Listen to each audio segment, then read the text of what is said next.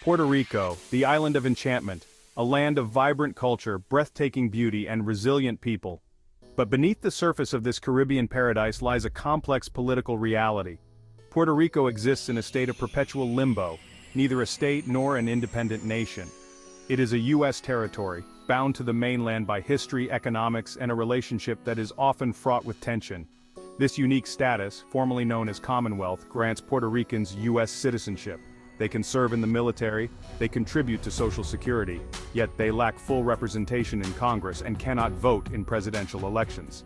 This lack of political power lies at the heart of the ongoing debate over Puerto Rico's future. The question of statehood has been a source of impassioned debate for decades. Should Puerto Rico remain a Commonwealth? Should it finally take its place as the 51st state? Or should it chart a new course as an independent nation?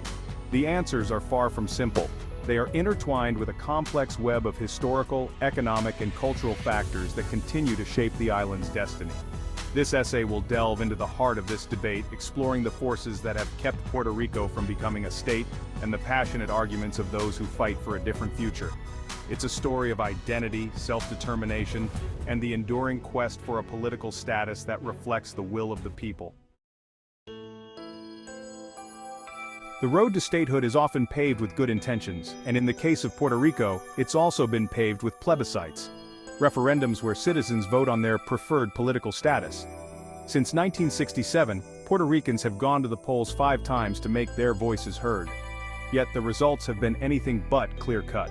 Each plebiscite has been a story of slim margins and contested interpretations. Statehood has often emerged as the top choice, but never with a level of support that could be considered a resounding mandate. Take, for example, the 2017 referendum, where 97% of voters chose statehood.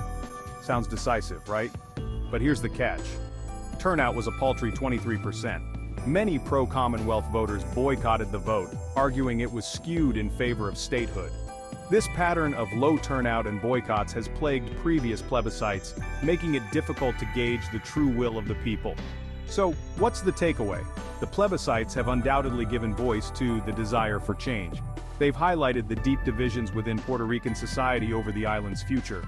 But they've also underscored the need for a more inclusive and transparent process, one that can truly capture the complexities of this issue and lead to a resolution that enjoys broad-based support.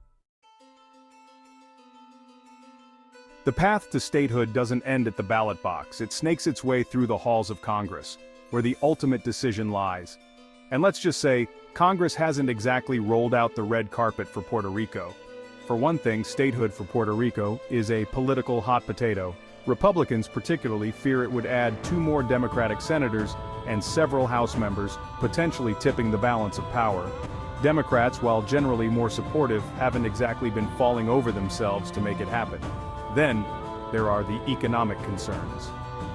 Puerto Rico's financial struggles are no secret. Some argue that adding a financially burdened state would be a drain on the U.S. economy. Never mind that Puerto Rico contributes billions in taxes annually, but perhaps the biggest obstacle is simple inertia. Congress is notorious for its slow pace of change, especially on issues as weighty as granting statehood.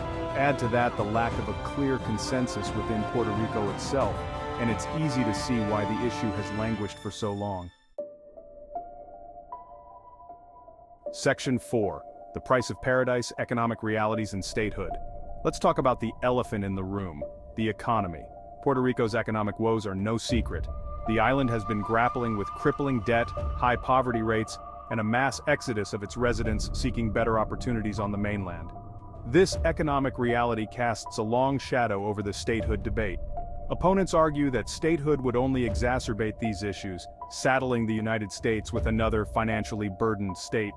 They point to the potential loss of certain tax advantages and the increased cost of complying with federal regulations. Proponents, however, counter that statehood would actually boost the economy. They argue that equal standing would unlock access to federal funds and resources, attracting investment and creating jobs. They point to the fact that Puerto Ricans pay Social Security and federal taxes without reaping the full benefits. The truth, as always, is probably somewhere in the middle.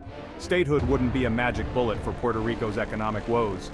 It would require careful planning, investment, and a commitment to structural reform. But it could also provide the stability and resources needed to finally turn the tide and create a more prosperous future. Section 5. A tapestry of cultures, identity at the crossroads. Beyond the political and economic considerations lies a deeply personal aspect of the statehood debate, the question of identity. Puerto Rican culture is a rich tapestry woven from indigenous Taino traditions, Spanish colonial influence, and the unique blend of Caribbean and American influences. This cultural fusion is a point of pride for many Puerto Ricans. For some, statehood represents a threat to this unique identity. They fear assimilation into the American melting pot, a loss of their language and traditions. They envision a future where Puerto Rico becomes just another star on the American flag, its distinct cultural flavor diluted. Others, however, see no contradiction between statehood and cultural preservation. They argue that identity is not a zero-sum game. They point to the vibrant cultures of other Hispanic-majority states like New Mexico and California as proof that integration doesn't have to mean assimilation. The question of cultural identity is deeply personal and evokes strong emotions on both sides. It's a reminder that the statehood debate is about more than just politics and economics. It's about the soul of a people and their vision for the future. Section 6. One island, two futures, the fight for self-determination. So here we stand, at a crossroads in Puerto Rico's history. The island finds itself caught between two futures, the familiar comfort of the status quo and the uncertain promise of a new political reality.